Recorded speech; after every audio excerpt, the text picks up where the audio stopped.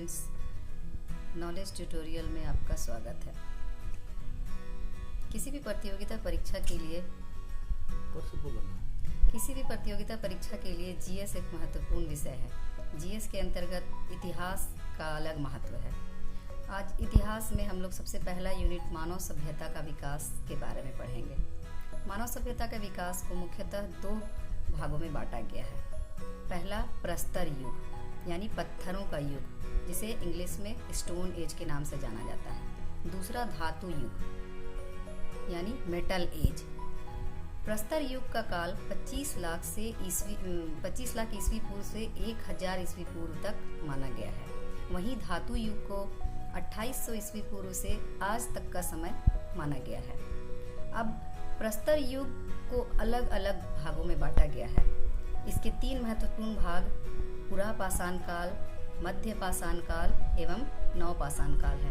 पुरापाषाण काल यानी पाषाण काल के पहले का काल, जिसका समय 25 लाख से 10,000 ईस्वी पूर्व है। इसे पीलियोलिथिक एज के नाम से जाना जाता है। मध्य पाषाण काल, इसका समय 9000 से 4000 ईस्वी पूर्व, जिसे मेसोलिथिक एज के नाम से जाना जाता है। वहीं नवपाषाण काल, जिसका समय 7000 से 1000 ईस्वी पूर्व है, जिसे नियोलिथिक एज के नाम से जाना जाता है। अब पुरापाषाण काल को भी 3 भागों में बांटा गया है, जो कि बहुत ही महत्वपूर्ण है।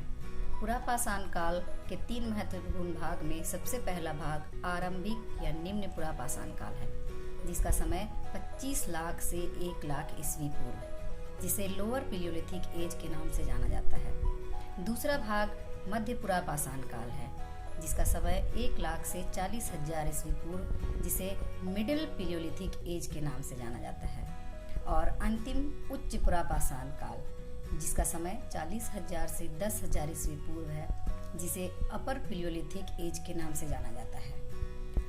अब हम ये जानेंगे कि पाषाणकालीन सभ्यता है क्या। पाषाणकालीन सभ्यता का एवं संस्कृति का सबसे पहले पता ब्रूसफुट महोदय ने 1860 ईस्वी में लगाया था। भारत में पुरापाषाणकालीन युग का विकास प्लाइस्टोसीन काल या हिम युग में हुआ है। इस युग को आखेटक और खाद्य संग्राहक युग भी कहते हैं। आखेटक युग और खाद्य संग्राहक, आखेटक का मतलब होता है शिकार करना, और खाद्य संग्राहक इसका मतलब होता है खाद्यान्न को जमा करना, किसी भी खाने के सामान को जमा करना। जैसा कि हम सभी जानते हैं, पाषाणकालीन युग, पाषाण काल में लोग गुफाओं एवं कंदराओं में रहते थे। अतः वो अपने जीवन यापन किस प्रकार से करते होंगे, या तो शिकार करके, या तो फिर उनको जो भी सामग्री मिल जाती होगी उन सभी को वो इकट्ठा करके। तो पुरापाषाण काल के लोग जो होते थे वो आखेटक और खाद्य संग्राहक होते थे। अब पुरापाषाण काल के बारे में हम अलग से अध्ययन करते हैं। इस युग के जो औजार होते थे वो बिल्लौर पत्थर अर्थात कड़े चट्टानों से बने होते थे। कड़े चट्टानों को बिल्लौर पत्थर के नाम से जाना जाता था। इस काल के लोगों को निग्रिटो समझा जाता था।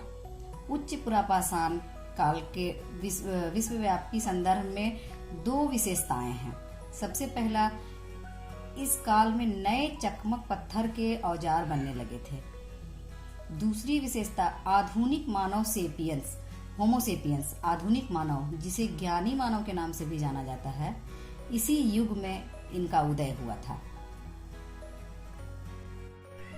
पुरापाषाण काल का दूसरा भाग मध्य पुरापाषाण काल। ये पुरापाषाण काल के बीच का समय है। इस काल में शल्क उपकरणों अर्थात नुकीले उपकरणों का प्रयोग काफी बढ़ गया था। मुख्य औजार के रूप में पत्थर की पपड़ियों से बने विभिन्न प्रकार के फलक, वेधनी, छेदनी तथा खुरचनी आदि औजार हमें मिलते हैं।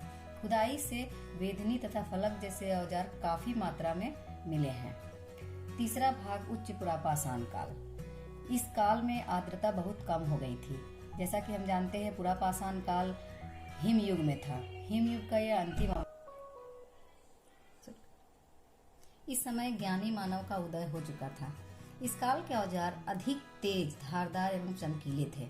ये औजार हमें कर्नाटक, महाराष्ट्र, मध्य प्रदेश तथा बिहार के पठार से मिले हैं।